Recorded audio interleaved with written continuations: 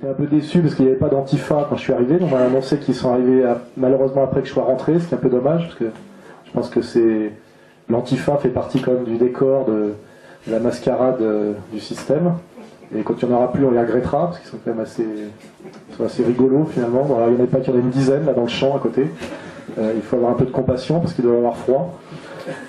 On a proposé à leur chef de venir ici écouter la conférence et poser des questions, mais il a refusé parce que je suis un nazi. Voilà. Donc il ne parle pas aux nazis. Voilà. Bon, c'est pas nouveau, mais c'est presque émouvant. C'est des gamins de 20 ans. Voilà. C'est le stigmate de la manipulation et de la domination du système sur la jeunesse. Bon, on va dire que c'est résiduel et il y a plus de monde ici que dans le champ d'à côté. Et surtout, ça c'est mon grand sujet, c'est qu'ils sont très emmerdés parce que c'est des antiracistes, mais ils sont tous blancs, et puis nous ici on est des nazis, mais on est de toutes les couleurs. Donc tout est à front renversé, donc ils sont un peu gênés. Et ça, c'est assez drôle. Voilà. J'aime bien, comme dit Dieudonné, c'est une petite quenelle qui n'est pas désagréable. Voilà. Mais je dis que tant qu'il n'y aura pas un pouvoir politique en France qui réellement représentera le peuple, incarnera l'intérêt de la France et l'intérêt du peuple français, dans toute sa diversité d'ailleurs, de toute façon, nous ne pourrons faire que de la résistance, de la discussion, de la prise de conscience. Et il est certain que si le candidat de l'UMP ou le candidat du PS gagne le deuxième tour des présidentielles, il n'y a aucune chance qu'il fasse que ce candidat qui est un agent de l'Empire intégralement ne fasse autre chose que de continuer à mettre en place en France ce processus de domination, qui est un processus de domination économique, mais aussi policier, parce que de plus en plus, je l'ai écrit aussi dans mon livre, pour faire accepter aux gens des décisions économiques qui sont de plus en plus contraires à leur bien-être et à leur pouvoir d'achat. On voit bien que l'Europe n'a fait qu'appauvrir, tuer des emplois et faire monter le coût de la vie. Ils ne peuvent plus nous imposer ça au nom d'une promesse de l'Europe, c'est la prospérité, etc. Ça. Ils ne peuvent le faire que en nous manipulant de façon brutale, c'est-à-dire la menace terroriste fabriquée, des lois soi-disant hygiénistes ou sécuritaires qui nous empêchent de nous réunir et de protester. C'est-à-dire ils ne peuvent continuer sur ce chemin-là de plus en plus que par une dictature policière. Donc il est certain que si un candidat du système gagne, ce processus de domination oligarchique s'aggravera et produira une violence accrue sur les peuples. Et cette violence sera à la fois une violence sociale et une violence, je dirais, plus immédiate, plus policière. Voilà. La France, ça n'existe pas. La France, c'est de qui parle-t-on? Des élites financières françaises oligarchiques ou du peuple français? Mais nous, par rapport à nous, peuple malgache, nous, c'est pas... Est-ce que le peuple français, qui est majoritairement constitué jusqu'en 1960 de paysans, il faut bien savoir, est-ce que le peuple français, notamment de cette région, est allé coloniser Madagascar et a gagné de l'argent sur Madagascar? Non. Ce sont des élites de la grande bourgeoisie qui, en général, mentent et ne demandent pas la vie au peuple et font du profit pour eux. C'est comme si je vous disais, est-ce que si vous êtes tunisien et faire des tunisiens, est-ce que le clan Ben Ali, pour vous, c'est la Tunisie? Vous dites non, c'est le clan Ben Ali. Ce n'est pas le Tunisien de base. Le Tunisien de base a bien signifié hier que le clan Ben Ali ne représentait pas la Tunisie et l'honneur de la Tunisie. Il faut bien que vous fassiez le distinguo tout le temps. La France n'est pas une femme ou une entité abstraite. Il y a des luttes des classes dans les pays, il y a des bourgeoisies compradors, il y a des peuples du travail, et je vous dis simplement, c'est pour ça que je ne dis pas le contraire de ce que vous dites, je dis que l'immense majorité du peuple de Français, qui est un peuple de travailleurs et de paysans, n'a jamais, participé à l'épopée coloniale, on ne lui a jamais demandé son avis, et c'est pas lui qui a touché l'argent, car en réalité, les travaux de Jacques Marseille a bien démontré qu'au niveau de la redistribution populaire, en réalité, le coût de la continuité républicaine coloniale coûtait tellement cher, en réalité, que la décolonisation était beaucoup plus rentable. Et je vous le dis, je vous invite à lire mon livre. Qu'est-ce que c'est que la décolonisation? C'est garder les avantages de la colonisation économico-financière, c'est-à-dire la spoliation des multinationales, mais ne plus payer ce qui faisait le prestige colonial de la France pour les couillons qui allaient vous savez, aux grandes expositions universelles, qui était de construire des routes, quelques hôpitaux, de mettre des garnisons avec des drapeaux, etc. Ça, on s'est rendu compte que ça coûtait très cher et que c'était inutile. C'était du prestige cocardier. Et en fait, la décolonisation, c'est tout simplement garder les avantages de la colonisation sans les désavantages. Et les désavantages, c'est tout ce que vous reprochez à la colonisation. C'est-à-dire que moi, je reproche aux anticoloniaux d'avoir un discours qui est totalement inversé. En réalité, la colonisation a continué discrètement, et notamment c'est l'accord de la grande bourgeoisie française, des multinationales et des généraux algériens qui se sont réclamés de la lutte de la lutte d'indépendance du FLN, alors qu'ils ont liquidé les combattants du FLN pour prendre leur place. Et n'oubliez pas aujourd'hui que tous ces généraux algériens qui sont à la fois le pouvoir militaire et économique, ont la double nationalité française et algérienne. Ils partagent en réalité au niveau des actions le capital des sociétés multinationales avec les Français dans des comptes en Suisse. C'est-à-dire qu'en réalité, à haut niveau, il y a des salopards algériens et français qui méprisent et qui crachent sur le peuple français et algérien, qui pondent une histoire officielle qu'on appelle le roman national pour créer de la haine, les Français et les Algériens, ou les Français et les Malgaches. Ce sont des abstractions dans lesquelles nous tombons dans le piège, aussi stupides que de savoir si t'es pour le PSG ou l'OM. Voilà. Et malheureusement, la réalité, c'est qu'il y a des petites gens manipulés, instrumentalisés, toujours pour le plaisir et la richesse d'oligarchie, qui marchent la main dans la main, car il n'y a pas besoin d'être blanc ou noir pour être un salopard. Toute la décolonisation, c'est-à-dire la colonisation dans sa forme rentable, qui s'est appelée la France-Afrique, est faite avec la complicité des élites africaines, les Bongo, les Ndila, tout ce que vous voulez, qui parfois d'ailleurs ont commandité et fait eux-mêmes les assassinats des leaders marxistes, qui eux voulaient réellement décoloniser, il ne faut pas oublier. Hein. Et ces gens-là, ces focards avec les élites africaines, ils étaient copains comme cochons, ils allaient ensemble en vacances, ils étaient parrains des gosses les uns des autres, et ils partageaient le pognon. Et c'est de ce mensonge-là que nous devons sortir, vous et moi, parce que sinon, tu vas me traiter de sale blanc colon, alors que je n'y suis pour rien, et moi je vais te traiter vraiment de connard, de manipulé noir, tu vois ce que je veux dire? Et c'est ça qu'ils veulent, c'est ça que veulent ces oligarques. Ils veulent que nous nous engueulions en disant, vous les Français, vous nous avez colonisés. Les Français, quand tu leur dis ça, je veux dire, tu leur fais terriblement mal, parce que les trois quarts des Français, ils cherchent à bouffer, à joindre les deux bouts. Et je te garantis que si tu regardes l'histoire de France, et notamment l'histoire du français moyen, il a passé sa vie à bosser. Le français est un mec qui bosse énormément, il n'a pas beaucoup d'argent, aujourd'hui il en prend plein la gueule, les paysans français se suicident comme tu n'as jamais vu, beaucoup plus qu'en banlieue, ils bossent ici c'est une terre agricole, ils bossent incroyablement, ils appartiennent entièrement au Crédit Lyonnais, ils sont au bord du suicide, ils sont méprisés, insultés, et il y a toute une misère petit blanc français suburbaine dont les médias ne parlent jamais, parce qu'à la limite les médias vont montrer les caméras en banlieue, voir des RMistes qui se plaignent, mais la vraie misère du sous-prolétariat blanc et des classes moyennes blanches effondrées, on n'en parle jamais. Et moi, je suis d'accord pour admettre totalement la violence coloniale par rapport à Madagascar, à l'Afrique du Nord, mais il faut que toi, de l'autre côté, tu comprennes que le petit français de base, non seulement n'y est pour rien, mais que lui, il n'a jamais droit à aucune compassion. Tu vois ce que je veux dire? On le prend pour un prédateur, alors qu'il est une victime blanche. Or, on peut être une victime et blanc. La pire violence, c'est d'opposer la misère blanche à la misère noire. Tu vois ce que je veux dire? La misère, en réalité, n'a pas tellement de couleurs. Pour le plus grand plaisir de l'oligarchie mondialiste, qui, elle, est de toutes les couleurs. Elle est comme Benetton, pareil. Parce qu'un Saoudien, on s'en fout qu'il soit bronzé. Tu vois ce que je veux dire? Un Saoudien, d'un seul coup, il est plus arabe, il est même plus musulman, il est riche. Tu vois ce que je veux dire? Et quand tu es riche, tu cesses d'être noir, tu cesses d'être arabe, tu cesses même d'être musulman. Tu rejoins l'élite. Et quand tu es pauvre, eh ben, un pauvre blanc, c'est un noir. Tu vois ce que je veux dire? C'est-à-dire que s'il faut comprendre ça. Et voilà, Obama, c'est pas un noir. Hein, c'est un membre de l'oligarchie. Hein, voilà.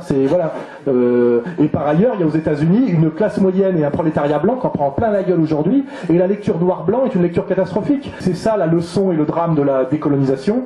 C'est que quand le blanc s'en va pour arrêter d'exploiter le noir, il y a toujours un noir pour agiter la chicotte à sa place, tu vois. C'est ça la tragédie. Sinon, ça serait simple, celui de se retrouver. Tu sais, c'est l'escroquerie de dire mon frère, ma sœur, tu sais.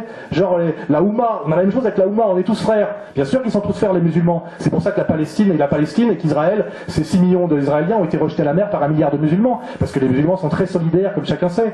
C'est comme ça que ça s'est passé? Non, malheureusement. Les Saoudiens se tirent dans les pattes, on a monté, les Irakiens contre les Iraniens, voilà, on a réussi à diviser pour régner. La tragédie, c'est que le pouvoir, je le dis d'ailleurs satanique, arrive toujours à diviser pour régner et à faire en sorte à la fin que des pauvres se battent contre des pauvres. Pauvres blancs, pauvres noirs, pauvres de l'OM contre pauvres du PSG, ils trouveront toujours ça. Et nous devons tous sortir de ces catégories de la domination. La colonisation française, on nous la reproche terriblement parce qu'elle a été faite au nom du mensonge des droits de l'homme. À la limite, les Anglais s'en sont mieux sortis. Ils ont colonisé l'Inde au nom du roi d'Angleterre et de la Compagnie des Indes orientales. C'est-à-dire qu'ils n'ont pas menti d'une certaine manière. Et ils ne voulaient pas d'ailleurs que les Indiens deviennent des Anglais. Ils ont jamais dit ça, ils ont toujours maintenu la distance. Donc ils sont venus, ils sont repartis, finalement on leur reproche rien. Mais les Français, le problème c'est qu'ils ont fait la colonisation au nom des droits de l'homme et de Jean-Jacques Rousseau. Et ça c'est la pire saloperie, et elle a été faite par la gauche maçonnique incarnée par Jules Ferry. Hein. Et c'est ça dont on s'en remet très difficilement, c'est qu'on est allé botter le cul à des populations en prétendant leur ramener l'égalité et les droits de l'homme. Voilà. Et ça c'est un mensonge terrible. Donc je ne défends pas du tout ce bilan. Je dis simplement ça a été fait par un petit groupe de gens qui n'a jamais demandé l'avis à la population française. La population française n'y a pas participé. L'épopée coloniale, même au Maghreb, a souvent été faite par des Espagnols, des Portugais, des Bretons qui ont été enrôlés de force d'ailleurs. La majorité des Français n'y a pas participé parce que, il faut le savoir, comme la France est un pays heureux et un pays de pas très forte natalité depuis notamment les saignées napoléoniennes, il n'y a pas tellement de volontaires pour la colonisation en France. C'est pour ça d'ailleurs qu'il y a une faible présence française en Amérique, par rapport aux Irlandais, aux Italiens du Sud, etc. Parce que la France, c'est le pays du bonheur et on n'a pas envie de partir. D'ailleurs, vous le savez, parce que même les gens qui se plaignent de la France toute la journée, d'où qu'ils soient issus, si on leur propose de rentrer dans un pays d'origine, ils ne sont pas d'accord. Voilà. C'est pour ça que moi j'ai toujours refusé des anti-musulmans, parce que j'ai vu que ceux qui ont organisé l'anti-islamisme en France, sont les mêmes que ceux qui ont organisé l'immigration. Finkielkraut, il faut que vous le sachiez, il était parrain des SOS Racisme, il est toujours membre d'honneur de la LICRA. C'est-à-dire qu'à la fois il est à la LICRA et en même temps il signe des pétitions contre le racisme anti-blanc. À la fois il se plaint de la présence musulmane en France, mais il a organisé l'immigration de peuplement. Donc là, à un moment donné, rien qu'à cause de ces salopards-là, je veux dire, je le dis, moi, je le dis clairement, de toute façon, je refuserai de ratonner uniquement parce que c'est Finkielkraut et BHL qui me l'ordonnent. Hein. Et rien que pour ça, ces gens-là ont organisé l'immigration. Ils ont organisé par les réseaux trotskistes et des éducateurs la haine du français de souche par le français d'origine immigrée. C'est-à-dire que c'est vrai qu'aujourd'hui, de voir que des français d'origine immigrée aiment la France, je me dis, ils ont quand même des qualités intrinsèques parce qu'on a tout fait pour qu'ils la détestent. Hein, on leur a dit que la France était un pays de nazis, de collaborateurs et de colons. Hein, que les Français n'avaient fait que ça toute leur vie. Ils ont vendu des Juifs pendant la guerre, ils n'ont fait que ça. Ils ont tous été pétainistes, effectivement. Ils ont tous été colonialistes. Voilà, c'est ce qu'on nous apprend à l'école. Donc évidemment, je comprends très bien que ça se passe mal aujourd'hui au niveau des frictions, parce que tout a été fait. Il y a eu une espèce de roman national négatif, entièrement négatif. Tout a été fait pour que les gens qui arrivent en France détestent la France. Et d'ailleurs, aujourd'hui, quand on dit j'aime mon drapeau, j'aime la France, on vous traite de les gauchistes qui sont là-bas dans la pelouse, là, s'ils y sont encore, pensent que quand on dit j'aime le drapeau français, ils disent vous êtes fasciste. C'est-à-dire aimer la France et le drapeau français, c'est considéré aujourd'hui comme par ces crétins qui sont des petits blancs, hein, en plus, pas besoin d'aller les chercher au Maghreb, ils disent t'es un facho. T'es un facho parce que t'aimes le drapeau français. C'est pour vous dire le travail de destruction qui a été fait à partir des années 60-70 par ces élites trotskistes, qui sont les mêmes d'ailleurs qui ont théorisé le choc des civilisations et qui sont les relais de l'oligarchie financière. Hein, ce sont les mêmes. Hein, voilà. On peut citer des noms, ça ressemble un peu à la liste de Schindler, c'est un peu dangereux. Quand c'est filmé, j'évite. Pareil en Amérique, il y a une élite financière qui est sur la côte Est, et une élite spectaculaire qui s'appelle Hollywood, qui est sur la côte Ouest, et au milieu, il y a un peuple américain qui en prend plein la gueule, qui n'a pas demandé de faire des guerres coloniales, etc., qui d'ailleurs ne croit plus à la version du 11 septembre, n'a pas du tout envie d'attaquer l'Iran, mais on lui demande jamais son avis. Et détester l'américain, c'est complètement con. Moi, je pense que le peuple américain n'a pas grand-chose à voir avec les élites politiques américaines. Ben, c'est pareil partout. Voilà, ces révoltes qu'il y a eu au Maghreb, elles pourraient arriver demain en France pour les mêmes raisons. C'est-à-dire des gens qui veulent chasser leurs élites car elles sont traîtres, déshonorantes sur le plan économique, moral, religieux, etc., etc. C'est les mêmes situations. Voilà, donc voilà, on ne va pas en faire des guerres nord-sud. En fait, il y a une solidarité nord-sud, des petits contre les gros. C'est ça la bonne lecture et c'est ça que je propose. Et l'oligarchie nous vend effectivement la guerre nord-sud. Et il faut rejeter les Tunisiens à la mer qui vont débarquer, etc. J'espère qu'ils ne vont pas débarquer d'ailleurs, je serais très inquiet. Mais effectivement, tout ce qui consiste à chaque fois à monter le musulman contre le français de souche, le blanc contre le noir, celui du nord contre le sud, est toujours au profit, je le dis, de l'oligarchie, et qui, comme aujourd'hui ça se voit beaucoup que le problème vient de Wall Street, et que Wall Street c'est pas musulman, c'est pas français non plus, hein, vous avez bien remarqué, pour cacher que c'est eux les responsables de toute cette merde, et bien effectivement ils cherchent des boucs émissaires, voilà. Et ce qui est bien, c'est que le français a comme bouc émissaire le musulman, mais le musulman idiot a comme bouc émissaire le français de souche, sale blanc. Moi je vois, je me fais traiter par les indigènes de la République de sale colon. Alors pour être un colon, il faudrait que je sois à l'étranger. Ils ont quand même oublié que ces gens-là, ils ont passé la Méditerranée. C'est-à-dire qu'ils s'appellent indigènes, alors que l'indigène c'est moi. Il faut savoir qu'indigène, ça veut dire natif. Je suis un indigène en France. Eux sont des allogènes au mieux. Hein. Et surtout, je ne peux pas être un colon, parce que pour être un colon, il faudrait que je sois à l'étranger.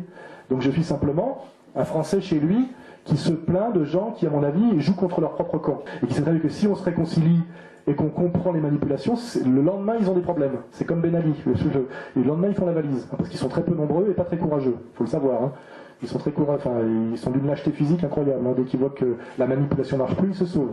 Vous avez vu Ben Ali, c'est pas Kadhafi. Il ne mordra pas les armes à la main. Il est parti, et comme par hasard, il est parti où? Dans le paradis de l'islam le plus pur, et il est parti en Arabie Saoudite. Tout ça, c'est des clés de lecture pour comprendre les mensonges et les manipulations. Hein, voilà.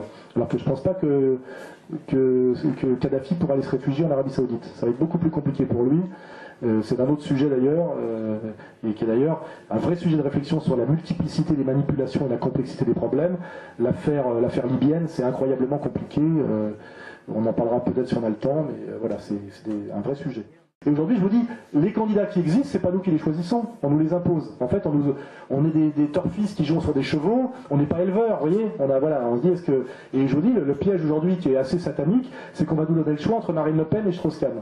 Je crois que c'est ça. Je me dis là, on est mal, parce que si, sous prétexte de lutter contre le fascisme, ou l'anti-islamisme, etc., on va tous voter Strauss-Kahn, c'est exactement ce que le système veut. Voilà. À la menace fasciste face à la fachotte, on va voter pour le candidat de gauche, et croire que Strauss-Kahn de gauche, là c'est vraiment, ça fait mal au niveau quand on est pédagogue, vous voyez, que penser que Strauss-Kahn puisse être de gauche. Je pense que si le fascisme existe dans une définition moderne, Strauss-Kahn est le candidat du fascisme. Hein. Voilà, le vrai sujet, c'est celui-là. Il y a un fascisme aujourd'hui qui existe, les autres sont morts, et moi j'aime bien les antifascistes qui se battent contre des fascistes vivants. Se battre contre des fascistes morts, c'est pas très courageux, vous le savez très bien. Et un antifascisme sans fasciste, c'est assez étrange, c'est la spécialité de l'extrême gauche. Aujourd'hui, objectivement, le candidat fasciste, c'est le candidat qui représente l'oligarchie financière mondialiste. Il n'y a aucun doute que c'est un projet fasciste. Hein, si le fascisme veut dire quelque chose en valeur absolue, je veux dire. Hein, voilà. Et par rapport à ce candidat fasciste, Marine Le Pen est un petit sparring partner nationaliste qui tente. Voilà, c'est un petit joueur. C'est une équipe qui joue comme quand il y a la Coupe de France. Il y a une équipe qui a un budget style Manchester, et puis il y a Guignon, vous voyez. Marine Le Pen, c'est Guignon contre Manchester, hein, c'est quand même ça. Donc avant de dire, attention, on va tous miser sur Manchester, c'est la petite équipe. Non, c'est la petite équipe, c'est Guignon. Voilà. Et c'est tout ce que je dis, je ne peux rien dire de plus. La politique, c'est très très violent, très très dangereux, très très vicieux. Je pense qu'il faut aussi que vous vous éveillez un peu à ce genre de conscience. Hein. La mafia, c'est jamais que la mafia sicilienne que dans les films, c'est jamais que l'imitation par des branleurs du sud de l'Italie de ce que fait l'oligarchie mondialiste, vous voyez. La mafia des mafias, c'est l'oligarchie mondialiste. C'est la super mafia. Elle est tellement puissante qu'on n'osera jamais faire un film dessus. Vous voyez, si on fait des films sur la mafia sicilienne, c'est parce que c'est des petites mafias. On peut les ridiculiser, les humilier dans du cinéma, faire le parrain. Vous ne ferez pas le parrain sur l'oligarchie mondialiste, sur la vraie mafia toute puissante. Parce que là, le film ne sortira pas. Vous voyez. Donc il faut bien comprendre que c'est pas que la politique, ça ressemble un peu à la mafia, c'est l'inverse. La mafia, c'est l'imitation par des pauvres calabrais, on va dire, de ce que c'est que le système de domination des élites WASP, quand je dis WASP, il n'y a pas que des WASP, américaines, vous voyez. Donc, comprenez bien ça, hein, dans mon bouquin je l'explique aussi, hein, voilà. Hein, donc, face à cette super mafia, si moi à un moment donné je franchis une ligne, je peux être éliminé physiquement demain, ruiné, ça n'y a aucun problème, j'ai déjà eu contrôles fiscaux, agression, obligé de déménager, etc. Enfin, moi et Dieudonné, on a tout eu, un procès, qu'on perd systématiquement, etc. Parce que la politique, c'est très très violent, très dangereux, très vicieux, voilà. Et ça, par contre, on ne vous l'apprend pas à l'école. Hein. À l'école, on ne vous apprend ni l'économie, ni comment marche la monnaie, ni la réalité du pouvoir économique, et notamment ce dont je parle dans mes livres, les réseaux maçonniques. Bon, maintenant, grâce à Internet, vous savez que les Bilderberger existent, que le CFR existe, que la trilatérale existe, que tous les gens de gauche et de droite, de haut niveau en France, appartiennent au même club qui s'appelle Le Siècle. Vous le savez maintenant, grâce à Internet, mais il y a des gens qui en parlaient sur Radio Courtoisie il y a 25 ans, et vous ne l'écoutiez pas, vous voyez. Et là, on prend conscience que tout ça n'est pas du scénario hollywoodien. Les gens disent, t'es dingue, t'es complotiste. Ça ressemble à un film américain. Je dis, mais il faut que tu comprennes, bonhomme, que les films américains, les mecs qui font les scénarios, c'est justement parce qu'ils ont travaillé à Wall Street, ou qu'ils étaient comme John Le Carré, ancien agent des services secrets anglais. C'est-à-dire que c'est le cinéma américain qui ressemble à la réalité, pas l'inverse, vous voyez. C'est-à-dire qu'effectivement, la politique réelle, ça ressemble à un film américain, mais c'est encore bien pire. Hein, c'est ça qu'il faut que vous compreniez. Alors que les gens disent, ouais, c'est un peu du cinéma américain, ton histoire de complot, de machin, de Ben Laden, machin du 11 septembre, ça fait penser à un film. Oui, c'est l'inverse, effectivement. Dans quelques années, sortira un film, exactement comme il s'appelle, Polanski, qui a eu des ennuis juste après d'ailleurs, il y a peut-être un lien, a fait un film très intéressant dont on parle pas du contenu, qui est The Ghost Writer.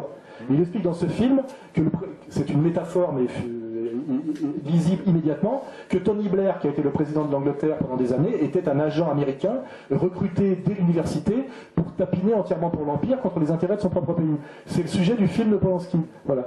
Et c'est pas tiens c'est délirant, c'est qu'effectivement ce film a eu l'honnêteté de dire une vérité sur que toutes nos, c'est ce que dit très bien d'ailleurs Asselineau ou Pierre Hillard, que toutes nos élites officielles sont des agents impériaux, recrutés de l'université, payés, membres de clubs, détectés, financés, etc. de A à Z. Je dis, moi, le diable existe, je l'ai rencontré, parce que j'étais face à des gens et des organisations dont toutes les procédures étaient sataniques, c'est-à-dire c'était systématiquement le mensonge, la trahison, la laideur. Et moi je dis qu'il faut être satanique pour, quand on est un cadre de la Goldman Sachs ou de la JP Morgan, pour décider de spéculer sur les matières premières alimentaires, en sachant, en vous regardant devant une glace, que vous allez condamner à mort 500 millions de gens du tiers-monde, uniquement pour pouvoir vous acheter un loft plus grand à New York, vous voyez, et puis jouir même d'abstraction, d'avoir de l'argent sur un compte en banque, pour jouir, pour moi, c'est jouir de faire le mal en conscience, et ça s'appelle le mal, et le mal, c'est Satan. Voilà. Je n'ai pas besoin que Dieu descende sur terre pour me le montrer. Je sais, j'ai compris les Écritures, Dieu n'est pas sur terre.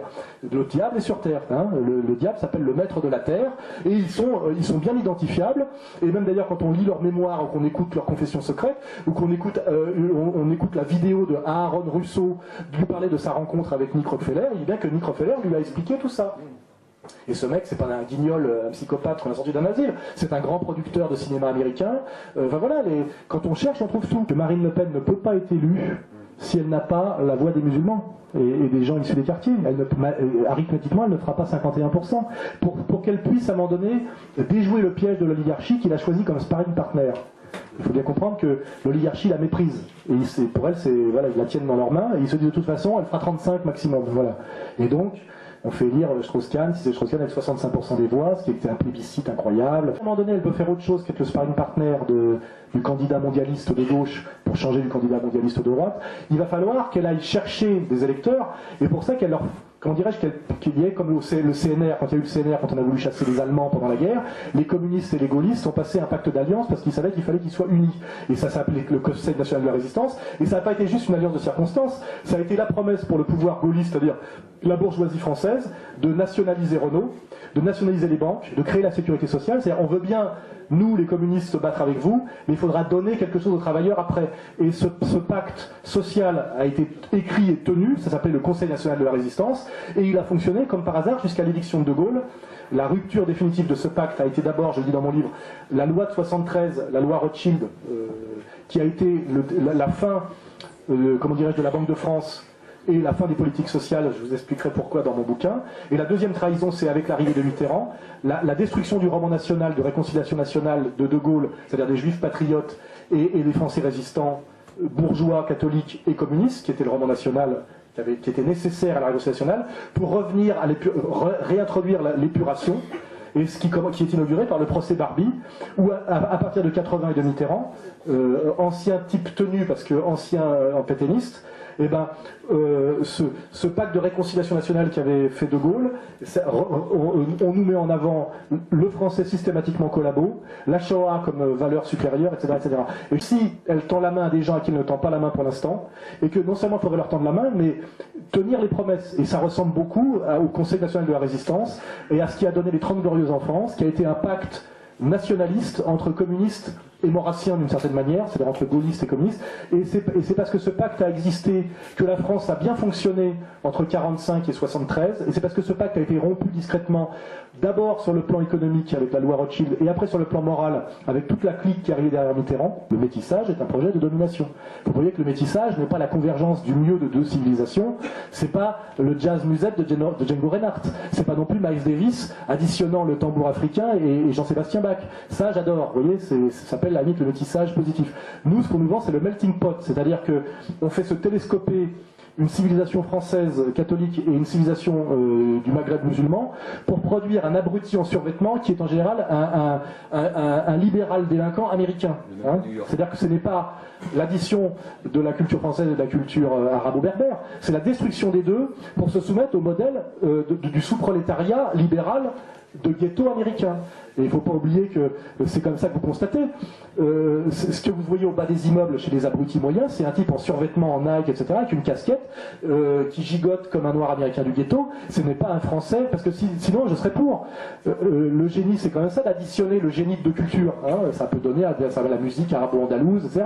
Il y a des périodes où ça va. Mais moi, je dis, en fait, on nous parle de métissage, c'est pas le métissage, c'est le melting pot qu'on nous vend. Hein, c'est-à-dire, c'est Babel, c'est l'ilotisme, c'est-à-dire la destruction de toutes les cultures par leur télescopage. Exactement comme vous prenez toutes les couleurs et que vous les mélangez. Quand vous prenez toutes les couleurs et que vous les mélangez, ça donne quoi? Comment? Ah non, quand vous donnez toutes les couleurs et que vous les mélangez, faites-le tout de suite, ça donne du marron caca. Ah ouais, c'est ça que j'ai. Marron caca. Ah ben vous prenez, faites-le demain, vous achetez de la peinture, vous prenez tout ce que vous voulez, vous mélangez, et c'est du marron caca. Et ben le projet, génial projet mondialiste aux métisseurs, ça veut dire effectivement qu'il n'y ait plus, l'autre n'existe plus, les frontières sont abolies, à la fin ça donne le métissage absolu, et ceux qui nous demandent à tout prix de nous métisser pour devenir du marron caca, eux comme par hasard, défendent la pureté de la race pour eux-mêmes. Les sionistes ne sont pas pour faire tomber les frontières et pour le métissage et pour le mélange.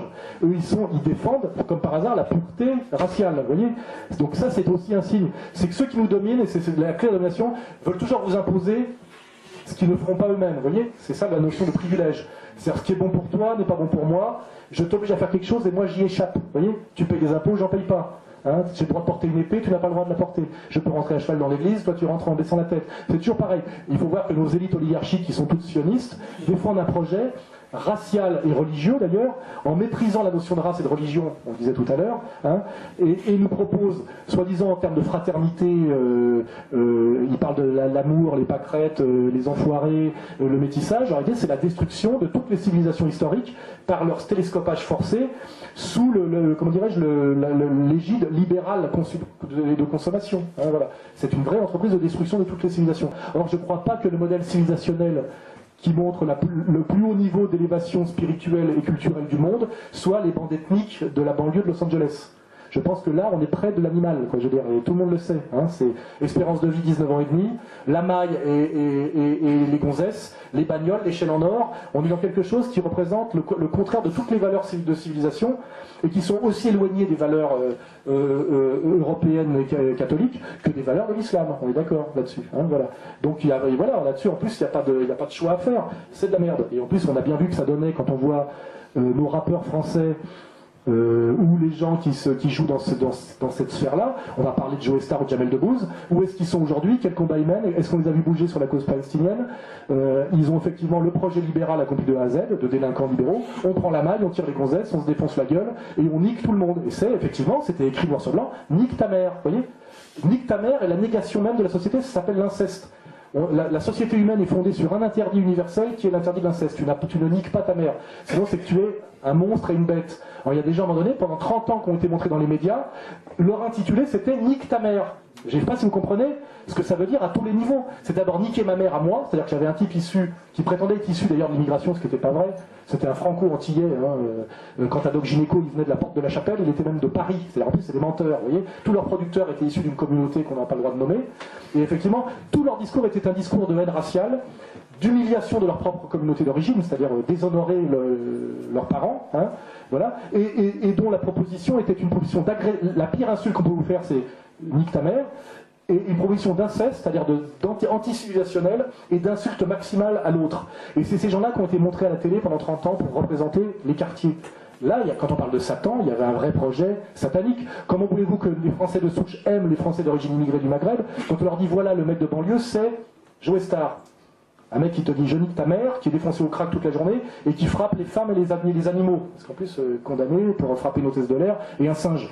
C'est la réalité. Et qui n'est jamais là dans les vrais combats. C'est toujours le même sujet, monter les gens les uns contre les autres, rendre la réconciliation impossible, donner la plus mauvaise image possible, et surtout, toujours pareil quand on parle de colonisation, de décolonisation, donner de l'argent à un traître, à un salopard, pour faire du tort à sa communauté d'origine. C'est toujours pareil. Le collabore, etc. Ça a toujours été fait comme ça. On se trouve toujours un type pour dire voilà, si tu dis bien des conneries sur les Français de souche, que tu incites bien la haine, que tu dis bien la France, on va la baiser, parce que tous les textes de rap qui étaient produits, c'était cela. Dès que les rappeurs sortaient des textes sur la cause palestinienne, ils étaient plus produits, on ne les voyait plus. Et ça, on a toujours le milieu du spectacle qui n'est pas tenu par la droite catholique ni par le Front National, comme vous le savez, ça aussi il faut avoir conscience, hein, il n'y a pas beaucoup d'influence du Front National sur le monde du spectacle et de la télévision. Ils ont toujours promu depuis 30 ans les types qui balançaient le message le plus haineux pour les Français de souche et le plus déshonorant pour leur communauté d'origine. Ça a été fait pendant des années et des années et des années. Et je me dis, à la limite, on en est sorti un peu avec l'islam, parce que au moins l'islam, contrairement au rap, ça va chercher ses sources dans une civilisation fondée sur une spiritualité millénaire, pas sur quelque chose d'amusant et d'intéressant par ailleurs, avec le graphe et le truc, qui est un truc de sous-prolétaire de ghetto qui remonte aux années 80. Voilà. Et pour moi, il y a un saut qualitatif évident. Quand un type pense que ses valeurs, c'est une civilisation millénaire dictée par un dieu, et qui n'est qu'une proposition de transcendance et d'élévation, que quand c'est peindre son nom sur les portes du RER toute la journée, c'était assez faiblard. Hein. Je veux dire qu'on soit passé, chez certains jeunes de banlieue, du rap et du tag à l'islam, je vois ça plutôt comme quelque chose de l'ordre de l'espoir. Et c'est pour ça que je ne suis pas d'accord quand on nous dit que c'est une catastrophe. Moi, je vois bien une menace qui grandit, je vois bien des stratégies de domination et de manipulation, et j'essaye d'aider à faire prendre conscience à certaines personnes qui sont des pions sur un échiquier qu'on essaie de faire bouger.